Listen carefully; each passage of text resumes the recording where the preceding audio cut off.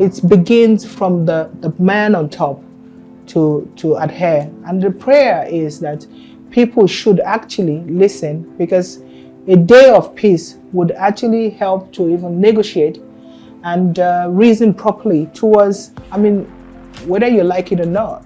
At the end of the day, the people that suffer this the most are the women and children. So that's why for every time you ask me a question, I still go back to the women because they are the burden of all of these things, you know. So I'm hoping that as we celebrate this day, the Peace Day, the UN Peace Day, that people would actually have the what's the word now? To have the fear, not just fear, to have, let the human feeling comes for once in their life to do what is right for just 1 hour, whatever that is, you know, whatever that does for us. It's a day to just breathe. I think that's the word for it. Okay. Yeah.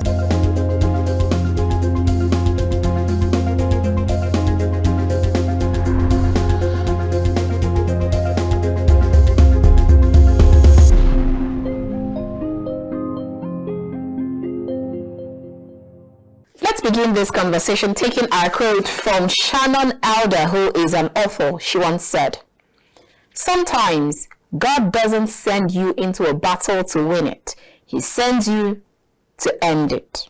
Absolutely spot on. My next quote is from James Corey, who is also an author. Once said, "That's what peace is, right? Postponing the conflict until the thing you were fighting over doesn't matter." Great.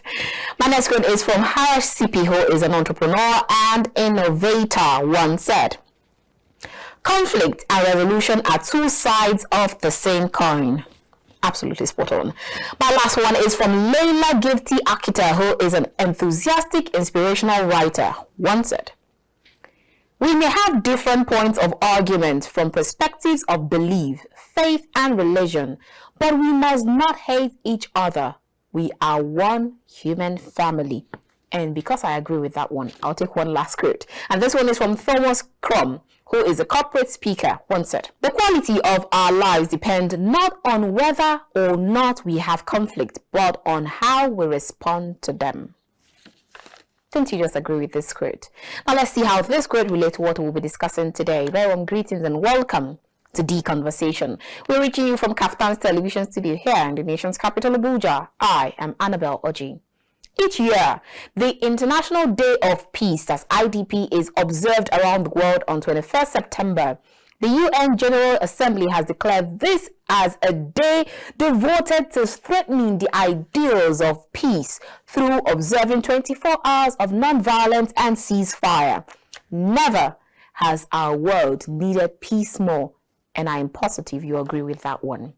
This year's theme, Action for Peace, Our Ambition for the Global, #Global Goals. It is a call to action that recognizes our individual and collective responsibility to foster peace. Now, fostering peace contributes to the realization of the Sustainable Development Goals, SDGs, and achieving the SDGs will create a culture of peace for all of us.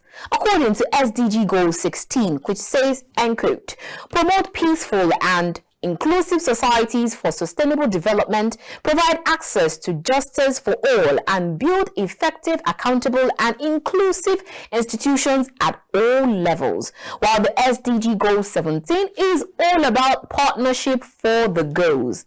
And so, as Nigeria joins the rest of the world to commemorate International Day of Peace, we lend our voices in our own way by turning our attention to women and children who are actually the burden bearers and always at the receiving end of terrorism, displacement, community clashes, wars, conflicts, coups, insurgency and banditry, civil strife, and even domestic violence, just to mention a few. Now, the coups in West African countries like Libya, Ethiopia, Democratic Republic of Congo, Burkina Faso, Mali, Niger, South Sudan, Gabon, even back here in Nigeria, has in more ways than one affected people, especially women and children. So, what is the best way out of this quagmire? How do we resolve this? What are the best options for conflict resolution, mediations, and how do we put our best foot forward, even as we commemorate International Day of Peace 2023? Now, these questions are likely looking sports today on The Conversation with my guest, Ambassador Nnadi, who is a peace ambassador, and she is also the CEO of 1% International Management. Ladies and gentlemen, let's have this conversation with Ambassador Nnadi. And at the back of your mind, remember that we are commemorating International Day of Peace. So wherever you are, at home, at work, in church, in the mosque, embrace peace. Remember peace. Welcome to this conversation.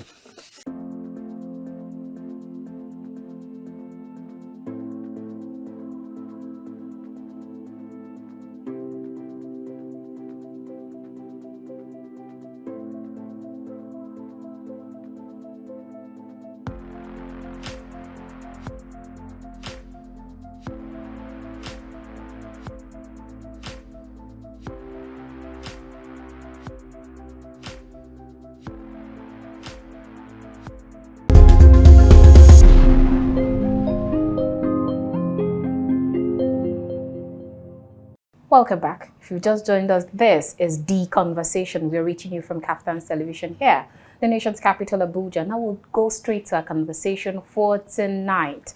And my guest is Ambassador Nnadi, who is a peace ambassador and also CEO 1% International Management. It is great to have you on the show today, ma'am. Thank you for having me. Awesome. Now let's talk about International Day of Peace. If the UN General Assembly has declared every 21st of September to be International Day of Peace, and then they devoted it to strengthening the ideals of peace through observing 24 hours of non-violence and ceasefire.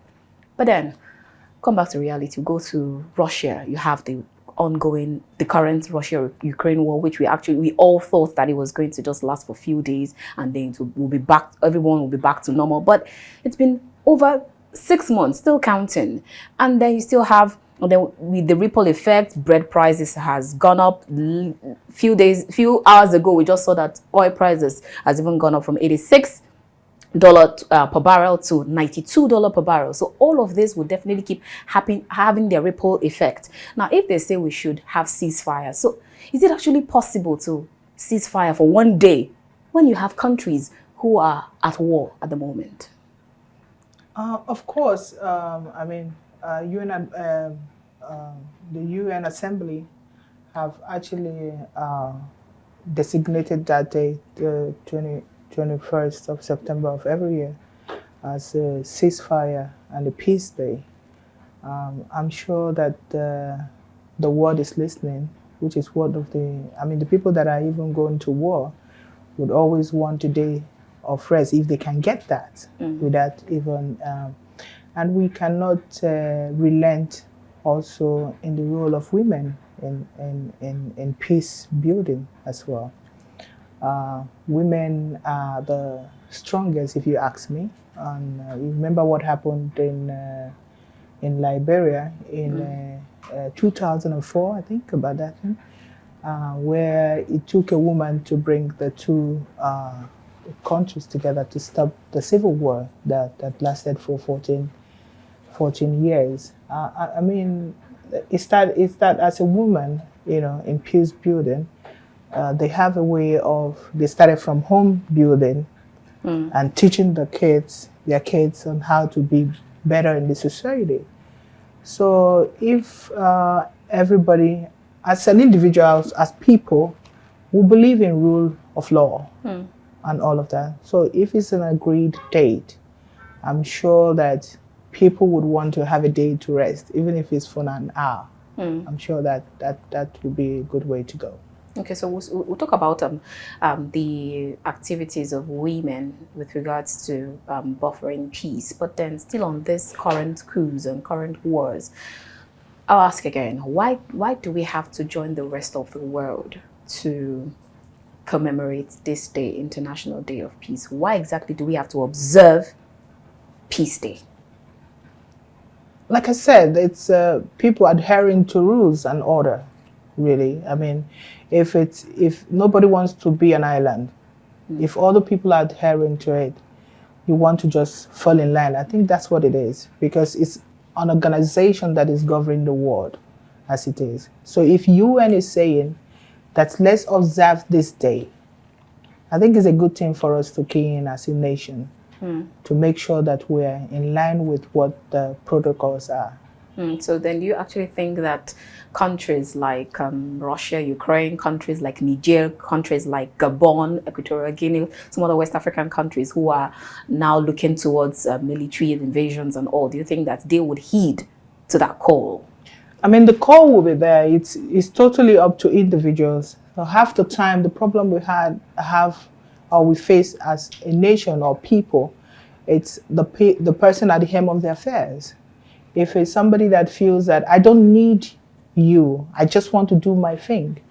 So it's a different ball game. But the language here is we are clamoring for peace, and we're hoping that you'll be part of it.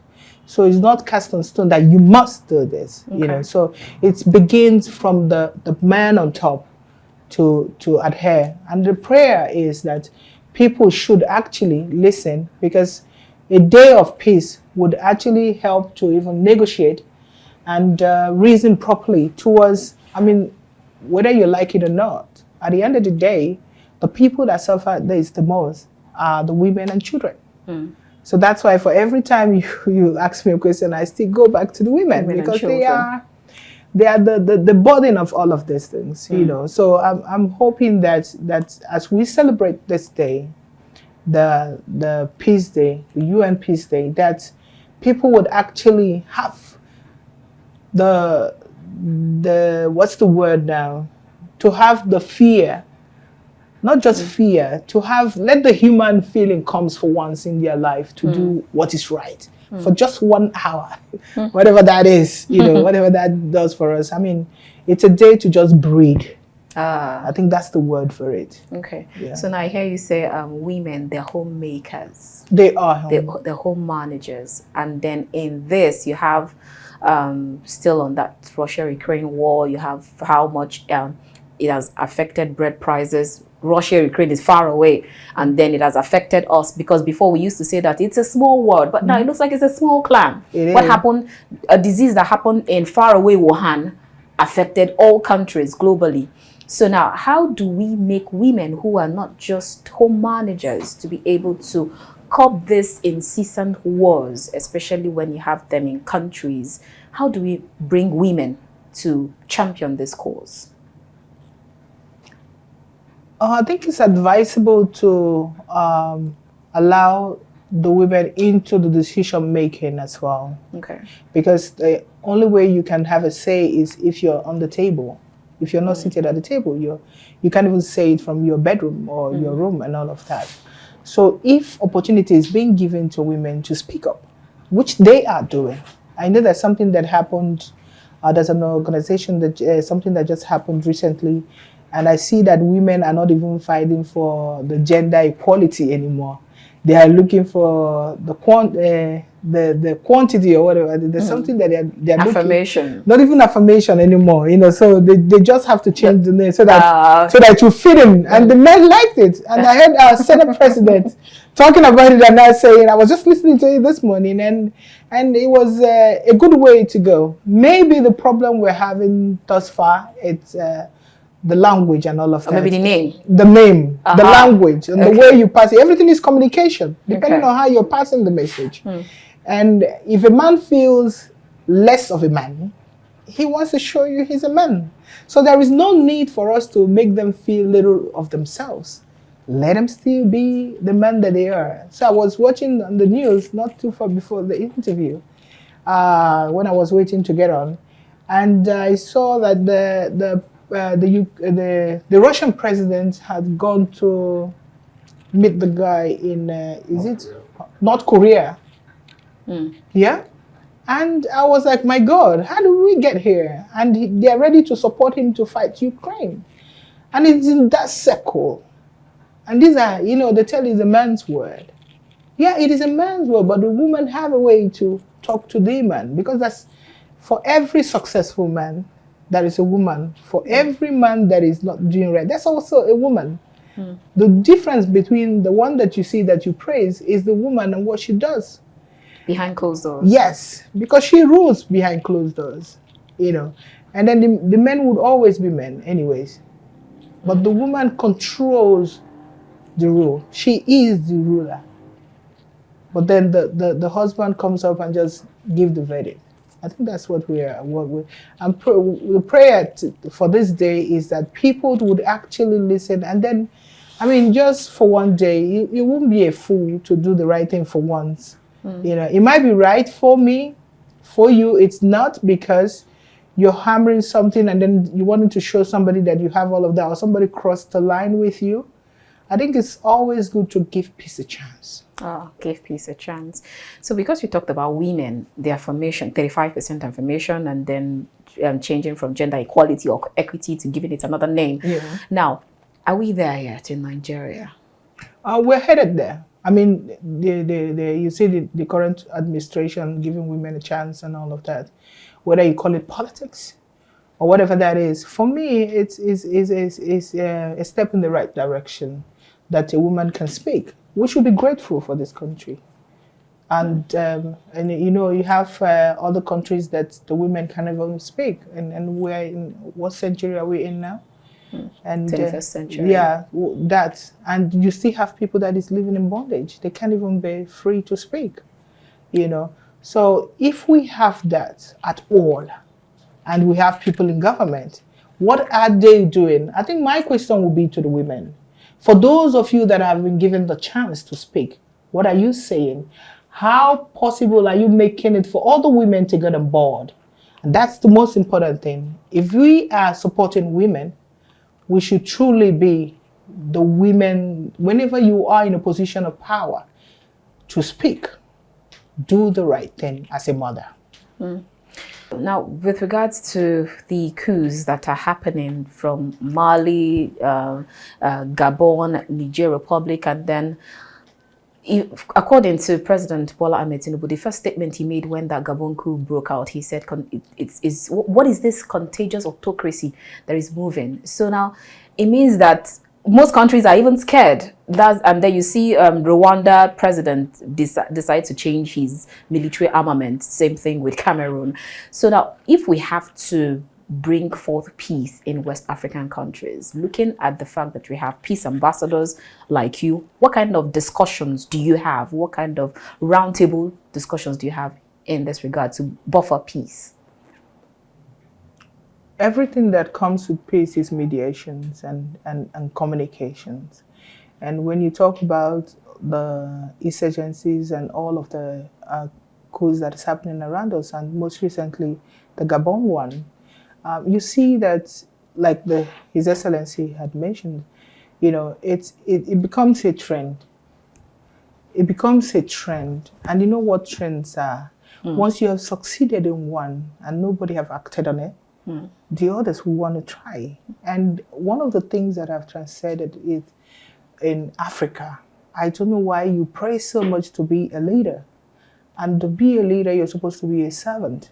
But for the fact that they get on there and they forget the reason why they went there in the first place. So they decide to do what they want and stay on. Look at the one that just happened in Zimbabwe. The president have just decided to appoint his family as the finance this and that. And it becomes a family dynasty instead of, you know, bringing people together the way they want to run it. I mean, after a while, your whoever that is in charge, you want to come up and say, let me be in charge, which is why I'm using Zimbabwe as an example now. He was there, and when Mugabe went, and they thought with him it would be okay for us. Now he's going back to exactly what he didn't like at the time. I think it's a human thing, and when it comes to men and how they want so much to acquire, how much do you really want to acquire as an individual? And you prayed to get into power. When you were not there, you were praying to go and fix things. How many of those things have you really fixed? So yesterday, I don't know if you saw the trending that's going around with the Minister of works.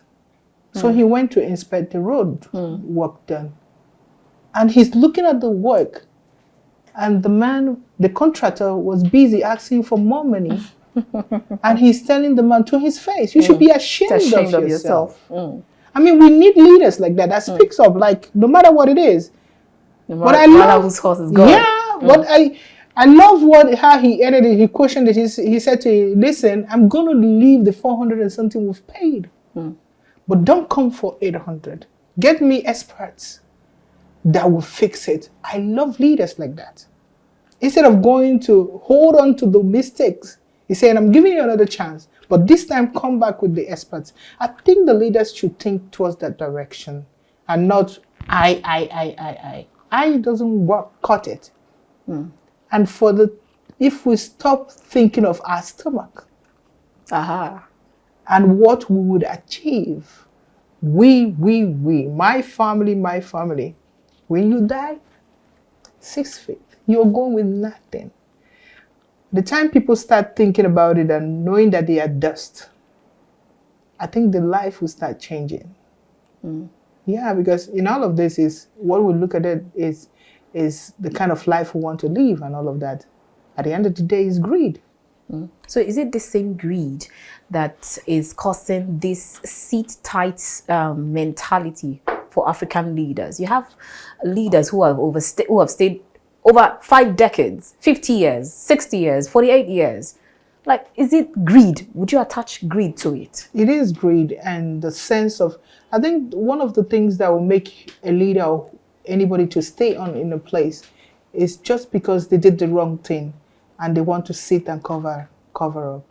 There's no need. There are presidents that have left the power and they're still going because they do not have anything to be scared of. And you are supposed to be serving us or working for us. As you may see, I don't know if I should go religion now. When Christ came, he came as a servant leader. He came in your form so that he will feel your pain and all of that. Mother Teresa said that you can never tell a poor man that you understand how they feel, a man that have not eaten, when you have never felt it. So if you've never been in that position and you're given an opportunity to be in that position, it is always good to leave, because if you leave and the other person, you hand over power, it gives you more strength and credibility to even come back and say something and people will listen. When you leave, what is the legacy that you're leaving behind? All of these are African presidents that have decided to stay there, and as they're leaving, they want to hand it over like it's to their children. To their children, like it's a dynasty and all of that. That is not all. That is not, I mean, the new generation, they are not happy about it. And everyone tried to come up to say, no, we don't like this. And this is why I love this country in Nigeria. I love this country. And I tell people behind closed doors, I say to them, I'm not worried. Whatever thing that is going to happen, this is a country we're blessed by God. And that for every time that we think it's over, he shows up. That's why we are one. And we are still the giants. All right, there's clearly more that we can unbundle from this conversation with Stephanie Nnadi, and we will definitely get right into it. I will see you after this time out. Join us again.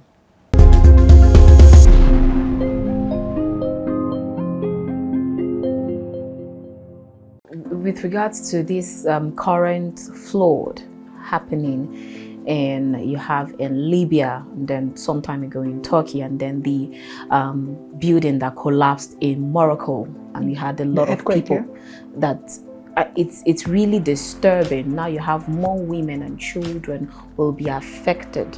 So if you say, I am preaching peace, and then one woman comes out to say, I don't have a roof over my head, how do you talk to such people? I will be an advocate also for helping as well and paying it forward. This is where we can come in and be compassionate for real, not people coming. Service. Yes, you should serve and put yourself in their position as well.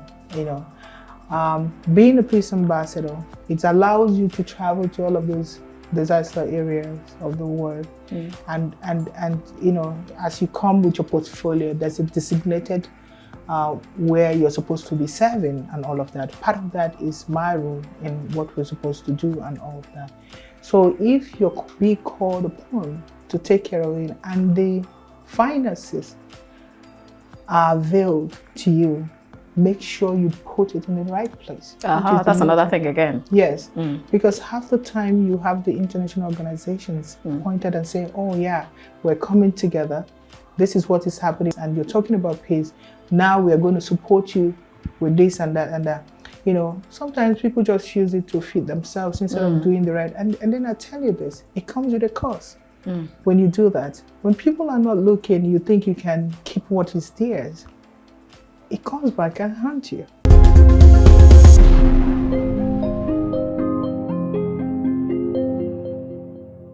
Welcome back. If you just joined us, this is The Conversation. We're reaching you from Kaftan's television here in the nation's capital, Abuja. Now, if you just joined us, you've actually missed out on the first part of the conversation, but then you can still join in, as our guest on the show today is still Ambassador Stephanie Nnadi, who is a peace ambassador and CEO 1% International Management. Okay, before we went on that break, we have actually talked about quite a number of things, but now let's still go back to talking about brokering peace in West African countries, in Nigeria, everywhere. Now, who and who should be on this round table talking about peace? Is it, where should it start from? Is it starting, because I recall you say that women are home managers, so where is it supposed to start from? Is it from the family down to where? To the government or the last person on the street? Who should be on this round table? It's from the family, government, and last to the person on the street. I mean, everybody have their opinion. I'm open to conversation, and a good leader listens. You know, so if there's an opportunity to call upon people and not the politicians to speak up and advise, I think it will be better. And that's why during the old, we have the oldest statesmen and all of that, that advises and all of that. For every wise king or wise leader, they always allow a chance for somebody that will speak the truth to them. And the true leader is not even scared of the truth. They know when they hear one.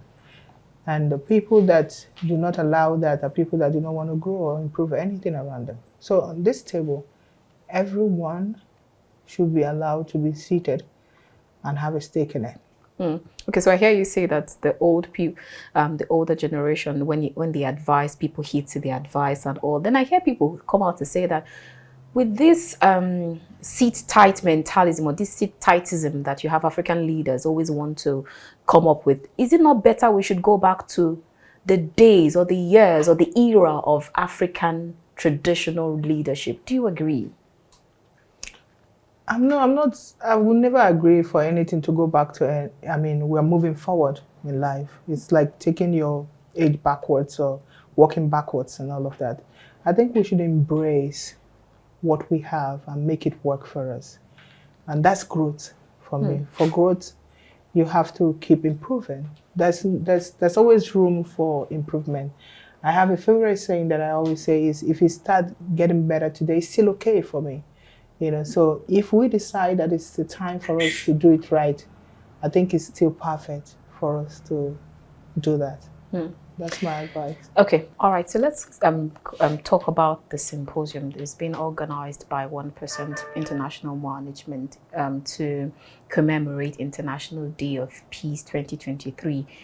What makes it different from every other symposiums that has been organized over time? Because a lot of people will tell you symposiums are just people coming together, talk is cheap, talk plenty, and then write things. But then what we need is action, putting all of this paperwork, whatever it is that they said, putting all of this to action. And if you ask me, I think we should have started this action like yesterday. But then it's not too late. So what is going to make this symposium different from every other symposiums that have been organized over time? Okay, thank you for that. question. I think, going by your question and the way you cannot just wake up and say you won't try it, and because people have been trying it. And I think the applications matters as well, and who is at the helms of their affairs, of all of these symposiums and all of that. 1% International is passionate. You see the way I speak about peace and all of that. We represent that. And also we have a corporate talent who is Adara Sydney Jack, who is also a peace ambassador as well to host the symposium. And she is very passionate, just like I am, passionate about it. And we have gone ahead to invite even the Minister for Women Affairs. Okay. That would be Barrister Uju Kennedy Ohaniye, yes. And then we have the diplomatic corps, we have the people in government and national assemblies, and the general public, who is actually thrown open for them. I'm thinking that with the right people that, some of this time it's people, when people trust you and trust that if there's a conversation that you will run with it, I think people just come in and say, okay, it's 1%, and who is heading 1%? That's Stephanie. Let's see what she can do. I mean, people keep trying, and the only way people want to try to do stuff is because they need change and they want to really see it happen. And if peace starts with you and you depict peace and people see it, that what you do and around you and around about you and what you preach all the time, not some of the time, it's peace, and you act it. It's a natural thing to translate. When you say, come together, let's find a way forward to make this work. That's what the symposium is all about. Okay, now, so with regards to this current flood happening, and you have in Libya, and then some time ago in Turkey, and then the building that collapsed in Morocco, and you had a lot of people that it's really disturbing. Now you have more women and children will be affected. So if you say, I am preaching peace, and then one woman comes out to say, I don't have a roof over my head, how do you talk to such people? I will be an advocate also for helping as well and paying it forward. This is where we can come in and be compassionate, for real. Not people come service. Yes, you should serve and put yourself in their position as well. Being a peace ambassador, it allows you to travel to all of those disaster areas of the world, and as you come with your portfolio, there's a designated where you're supposed to be serving and all of that. Part of that is my role in what we're supposed to do and all of that. So if you're being called upon to take care of it and the finances are availed to you, make sure you put it in the right place. That's another thing again. Yes, because half the time you have the international organizations pointed and say, oh yeah, we're coming together. This is what is happening, and you're talking about peace. Now we are going to support you with this and that and that. Sometimes people just use it to feed themselves instead of doing the right. And then I tell you this, it comes with a cost. When you do that, when people are not looking, you think you can keep what is theirs. It comes back and haunt you. Do these people even know? Because I recall when they sent in, I think it was Saudi Arabia that sent in dates to Nigeria, and then at some point those dates were in the market, and then they got angry about it. So do we even know that there's a repercussion for all of this? Yeah, they know. If it's not hitting you, it's hitting your kids, and it's hitting people around you. That's why I started this conversation with saying that I'm not even worried when people do the wrong thing, because it's gone are the days that you say that the generation, no, you see it now, you're alive to see it happen. So acquire the wealth and kill your children and kill people that are dear to you. You know what I mean? So what joy, what peace are you preaching or trying to translate to other people when you're not even keeping it from your home front? So the truth of the matter is, let's do the right thing as individuals. Not everyone, even a wicked person, will look at you and say, I know I'm wicked. But in that wickedness, there is a little good that will come out of it. Even when they thought it's been wicked, I want to do this, I want to do that. At the end of the day, is the ego talking, is greed. It's, I want to be bigger than this, you know. There was a time years back when people want to talk about stuff to me and they have to do with around my friends and all of that. I say to them, if I have money, it's for me and my family. You're not from where I'm from. So there's no competition. So I'm not showing off to you. I can only go home. And the only people that will know that I'm good are people where I'm from, my local village in Oga. They will know. So you that is far north and all of that, keep your money to yourself. And you know what I mean? When people start believing that what you have is yours and what I have is mine, and I can pay it forward to who I want to give it to and all of that, the world will start having a different kind of sense of it. It's not showing up. Nobody's scoring. Nobody's asking you what you have. Nobody's trying to find out how you sleep. If you have 10 houses, you sleep in one bed at a time. And it's okay to acquire, to show up, but it's okay. But also remember that as you do that, what are you leaving behind? What are you telling others? And it's also good to, you know, I mean, the peace, like I said, you cannot preach what you don't have. You can't even give what you don't have, you know. So it starts from you, and no matter how good you say you are, people see people around you. People see your kids. What are your kids saying? All right. So now I'm going to ask you, with all, when you go out, when you have to travel to send relief materials to people who are distressed, I hear some countries come out to say, okay, we don't want anything from any other country because we want to be sure that we can take care of our own and we don't want encroachment. Then you hear people come out to say, okay, we don't need anything from Red Cross or Red Crescent, whatever, it depends on wherever they are, the name they're being called. Do you have that barricade when you want to help people and then they say, no, we don't want anything from this country, especially Nigeria?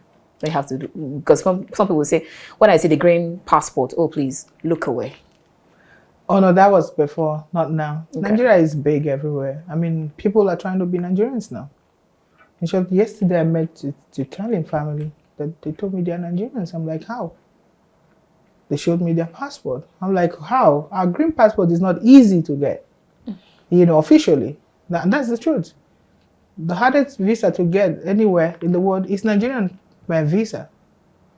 And I'm very proud to be a Nigerian, and I'm not running away from this country. I love it here. And I'm telling you that, I can tell you that no matter what it is, we are the giant. We are still the giant. I don't want to put it in Africa. So that is why no matter what would happen here, it will hit everyone. Yeah, it will hit everyone. So I don't know what the plot is. When it comes to that, the question regarding a rejection from the Red Cross and all of these other organizations that are supposed to help when the needs come, because they're politicizing it. That's why. Now you wake up, Ghana says, and it started with Kenyan saying, oh, if you want us to come to do this temple, all we get is just take a picture. You know, you don't allow us to say what we want to say and when we want to say it. And we come for loan, and then our loan, you know, all of this is like teaching you how to deal with what you have. Until Africa, the only reason why they would do this, it's because of our leaders.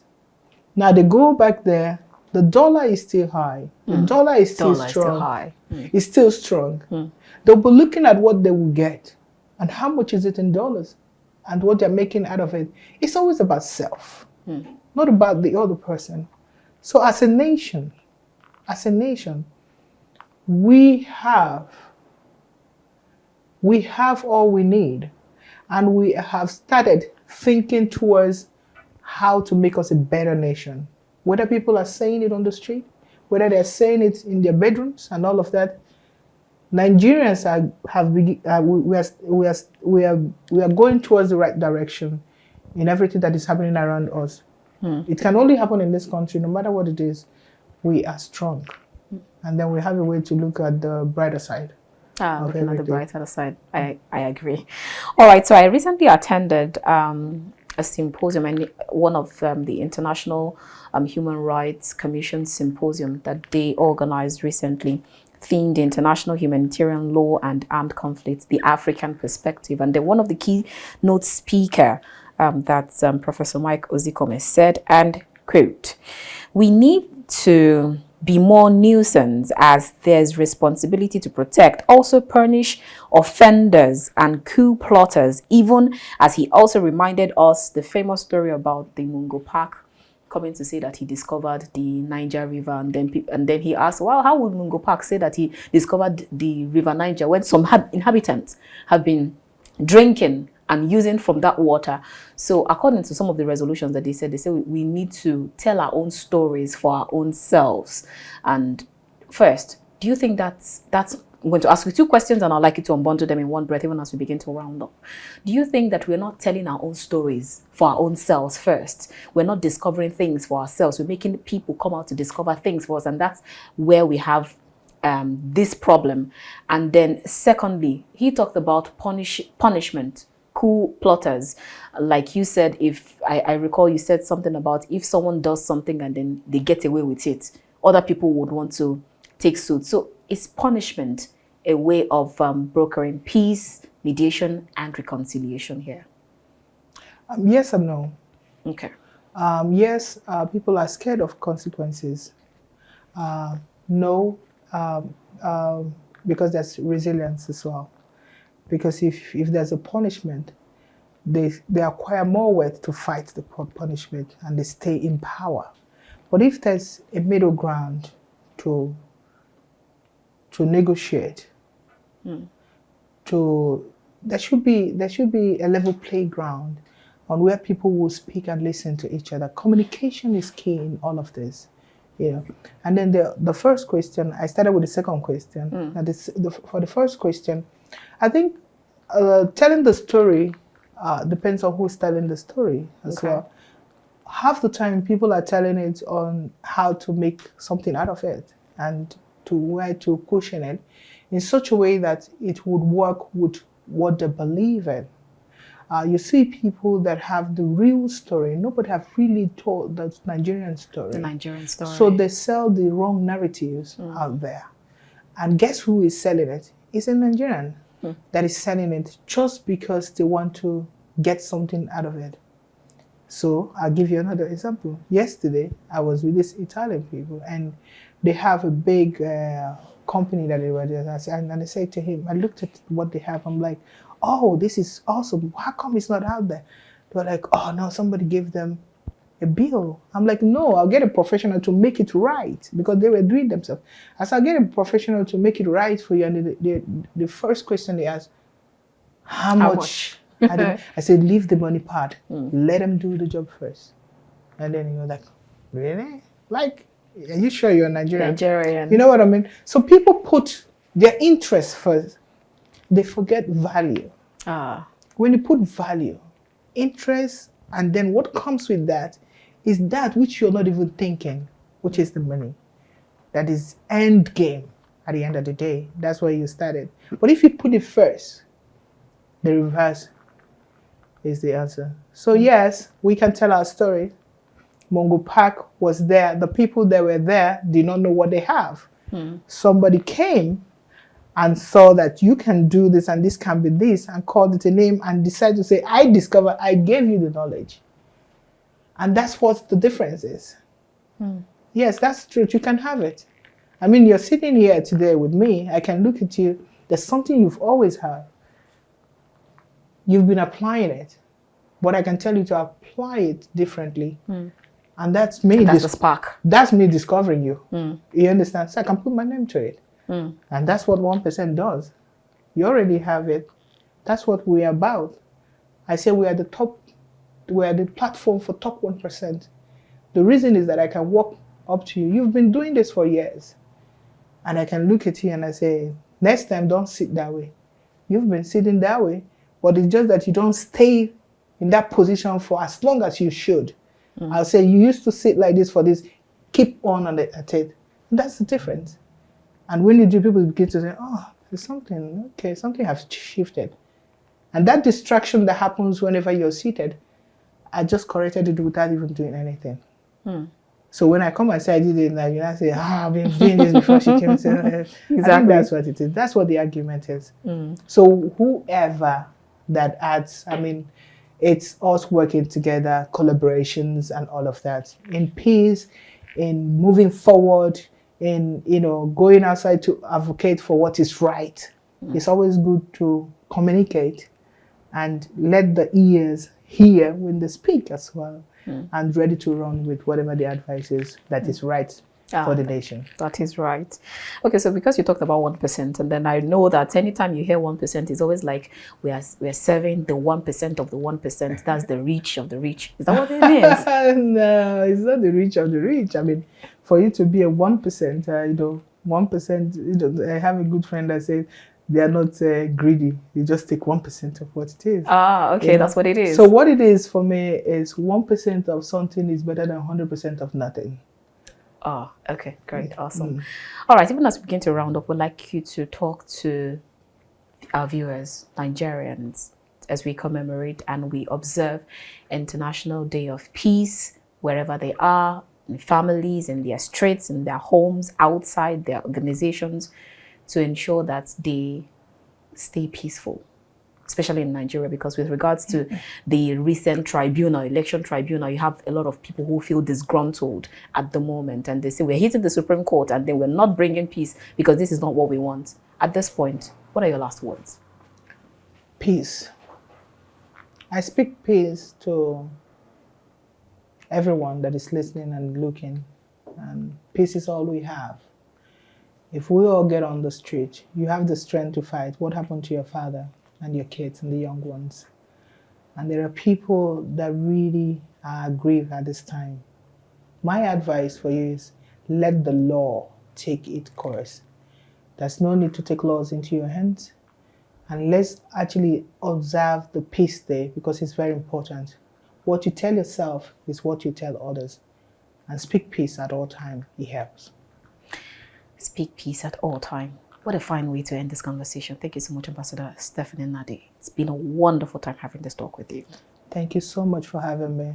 Great. And also have peace in whatever you do. Aha! I think that one home. All right, viewers, that's where we end our conversation for today. It has been a very good conversation, and we have been chatting with Ambassador Stephanie Nnadi, who is a peace ambassador and also CEO 1% International Management. And like she said, embrace peace, have peace first, then we can be able to send peace in our hearts, peace in our homes, and peace everywhere in our country, Nigeria and Africa, and exactly in the rest of the world. I will see you again. Until I come your way again, my name is Annabelle Oji.